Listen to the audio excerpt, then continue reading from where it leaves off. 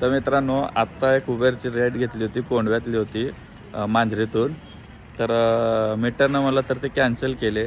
आणि आता आपला अजून एक मित्र आहे, तो तिथं उभारले, ते दिसतंय रिक्षावाले, दिसतंय का तिथं रिक्षावाले.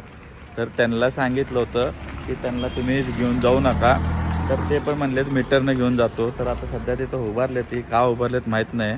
बघू आता त्यांचं काय होतं. त्यांनी इकडं आल्यानंतर त्यांच्याशी बोलून घेतो.